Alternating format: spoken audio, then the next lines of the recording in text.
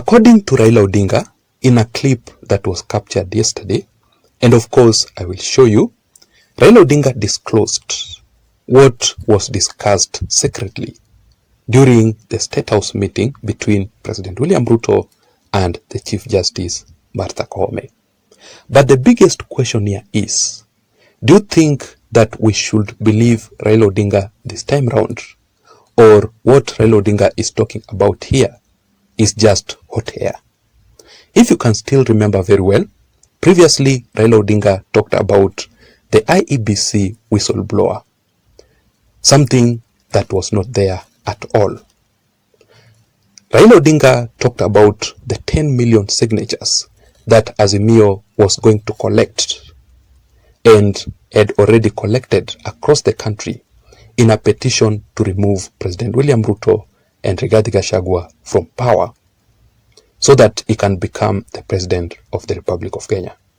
It was also hot air. There was nothing like that at all. Also, if you can still remember very well, Raila Odinga claimed that he had won the previous elections by 8 million votes against President William Ruto's 6.7 million votes. But Raila Odinga and Azimio failed to prove that. Basically, it was hot air. So in this clip here, first of all, Raila Odinga claims that William Ruto has successfully managed to capture the Supreme Court of Kenya, and the Chief Justice Martha Koome, he is now targeting the other lower courts. Number two, Raila Odinga claims that William Ruto signed an agreement with the Chief Justice Martha Koome, a political agreement, of course, during that meeting that was conducted at State House. An agreement that President William Ruto will provide an additional funding to the judiciary and also provide 5 more additional judges at the Court of Appeal. And in return, President William Ruto will be seeking favors from the courts. Number 3, Raila Odinga is claiming that William Ruto will appoint the former IEBC chairman, Wafula Chebukati, and also the IEBC chairman, the former Isaac Hassan, as the Court of Appeal judges.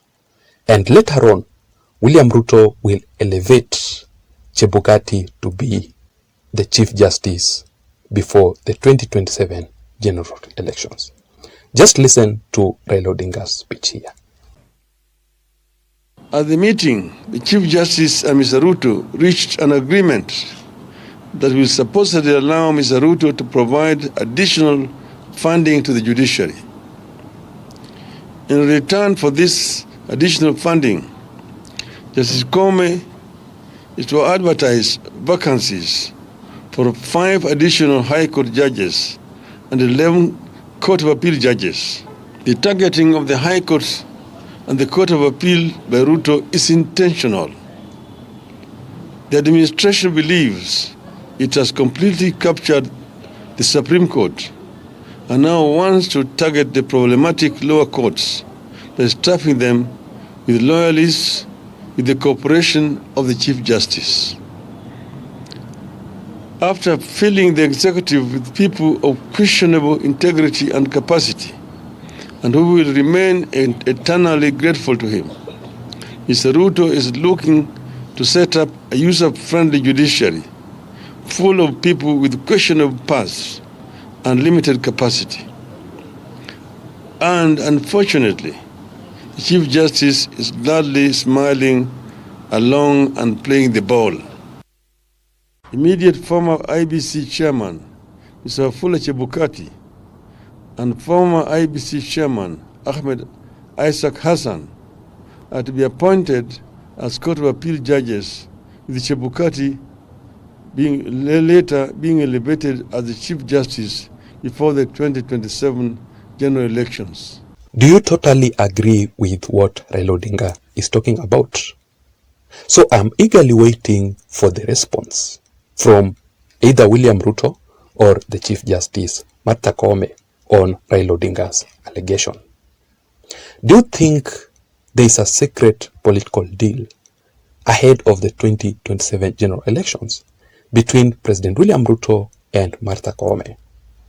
Why is Raila Odinga complaining so much about the relationship between the executive and the judiciary as his strategy to attack the Chief Justice Martha Koome ahead of the 2027 general elections? What is Raila Odinga's political objective?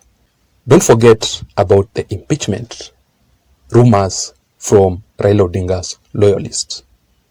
Do you think that Raila Odinga is behind this to remove the Chief Justice Martha Koome? That is why he has been attacking Martha Koome every now and then ahead of the 2027 general elections. I want to explain to you about all this, the secret behind all these issues here. Raila Odinga, William Ruto, and the Chief Justice Martha Koome's power play ahead of the 2027 general elections. Just like I had said it earlier on, Raila Odinga is doing all this because he is preparing himself to be on the ballot in the year 2027 general elections. Before we go deeper into the details, the real details and the factual details concerning all this, just a quick reminder, in case you are listening to me up to this point and you haven't subscribed, I'm requesting you to please just take a second or two and subscribe to this channel. You can also give this video a like. Just press the like button down below, because if you do that, YouTube will automatically recommend this channel and this video in particular to reach out to others. To my returning subscribers, I really want to appreciate you for your continued support. Without your support, this channel cannot be where it is, and that is why I don't take the support for granted. You can also get notifications automatically from YouTube itself every time or immediately I post on this channel by simply activating all the notifications in this channel. You can do so by pressing the notification bell. Having said that, now let us go straight into the details. Why is Raila Odinga attacking the judiciary? Chief Justice Martha Koome, what is his political strategy behind all this ahead of the 2027 general elections? Number one, Raila Odinga has just panicked because President William Ruto is actually unstoppable. Raila Odinga is in total fear because they tried previously to stop President William Ruto not to be in the ballot. And I remember very well Atwoli was the one leading in Azimio saying that William Ruto will not be in the ballot. But they failed completely.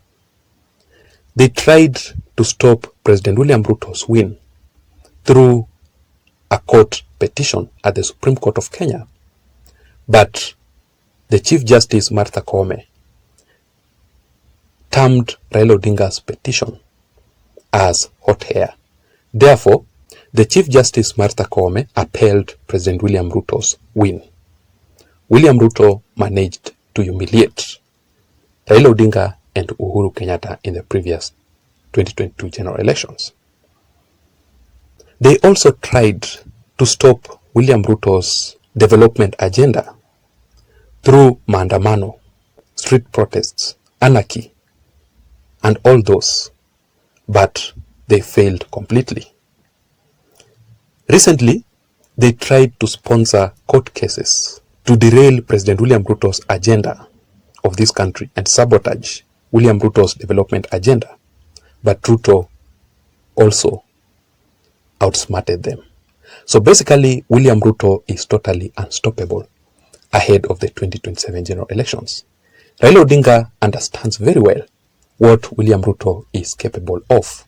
That is why he is shifting his political attacks on the Chief Justice Martha Koome. Let us wait and see the political endgame of Raila Odinga. Number two, Raila Odinga has already sensed defeat in the 2027 general elections. In Raila Odinga's preparation for the presidential bid for his 6th time. Raila Odinga is worried. Raila Odinga fears. Raila Odinga feels like he is not safe at all in Martha Koome and William Ruto available. Raila Odinga thinks that he must win the 2027 general elections.